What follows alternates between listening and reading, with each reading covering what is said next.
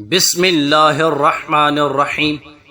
میرے محترم بھائیوں اور دوستوں، مسند احمد میں ہے کہ جناب نبی کریم علیہ السلام فرماتے ہیں کہ قیامت کے دن اعمال آئیں گے، نماز آ کر کہے گی کہ خدایا میں نماز ہوں، اللہ فرمائے گا کہ تو اچھی چیز ہے۔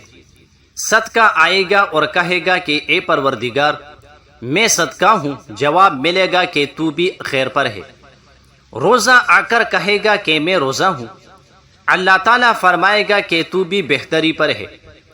پھر اسی طرح اور اعمال بھی آتے جائے اور سب کو ہی جواب ملتا رہے گا۔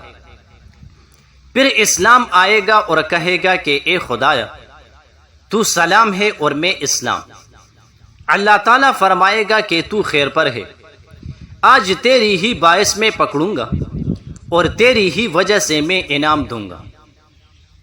7 بیٹیوں کی برکت سے ایک آدمی کی جہنم سے بچنے کا ایک عجیب واقعہ۔ تاریخ میں ایک دلچسپ واقعہ ملتا ہے۔ ایک شخص کے ہاں صرف بیٹیاں تھی۔ ہر دفعہ اس کو امید ہوتی کہ اب تو بیٹا پیدا ہوگا، مگر ہر بار بیٹی ہی پیدا ہوتی۔ اس طرح اس کے ہاں یکے بعد دیگرے 6 بیٹیاں ہو گئی۔ اس کی بیوی کے ہاں پھر ولادت متوقع تھی۔ وہ ڈر رہا تھا کہ کہیں پھر لڑکی پیدا نہ ہو جائے۔ شیطان نے اس کو بہکایا، چنانچہ اس نے ارادہ کر لیا کہ اگر اب لڑکی پیدا ہوئی تو بیوی کو طلاق دے دے گا۔ اس کی کج فہمی پر غور کرے، بھلا اس میں بیوی کا کیا قصور؟ رات کو سویا تو اس نے ایک عجیب و غریب خواب دیکھا۔ اس نے دیکھا کہ قیامت برپا ہو چکی ہے، اس کے گناہ بہت زیادہ ہے، جس کے سبب اس پر جہنم واجب ہو چکی۔ لہذا فرشتوں نے اس کو پکڑا اور جہنم کی طرف لے گئے۔ پہلے دروازے پر گئے تو دیکھا کہ اس کی پہلی لڑکی وہاں کھڑی تھی، جس نے اسے جہنم میں جانے سے روک لیا۔ فرشتے اسے لے کر دوسرے دروازے پر چلے گئے۔ وہاں اس کی دوسری بیٹی کھڑی تھی، جو اس کے لیے آڑ بن گئی۔ اب وہ تیسرے دروازے پر اسے لے گئے۔ وہاں تیسری لڑکی کھڑی تھی، جو رکاوٹ بن گئی۔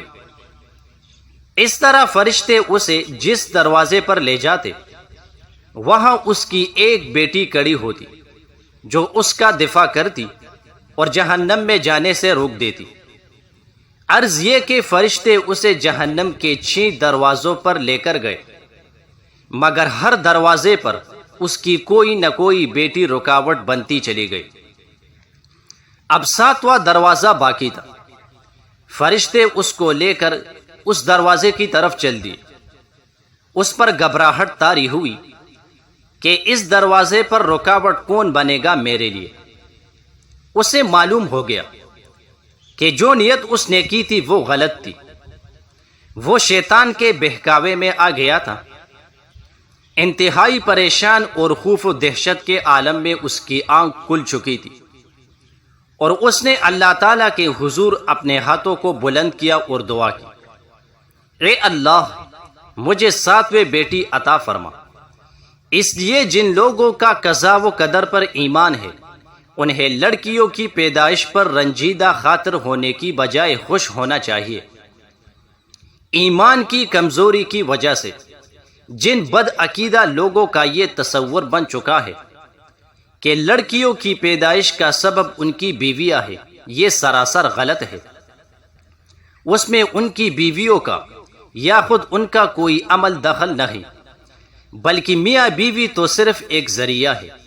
پیدا کرنے والی ہستی تو صرف اللہ تعالیٰ ہے۔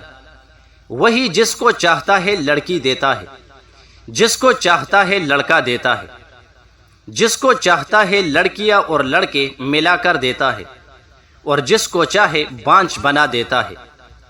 ایسی صورت میں ہر مسلمان پر واجب ہے کہ اللہ کی قضا و قدر پر راضی ہو۔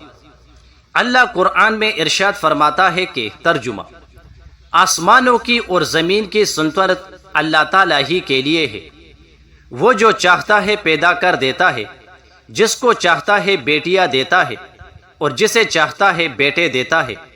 یا پھر لڑکے لڑکیاں ملا جلا کر دیتا ہے، اور جسے چاہتا ہے بانچ کر دیتا ہے، وہ بڑے علم والا اور کامل قدرت والا ہے۔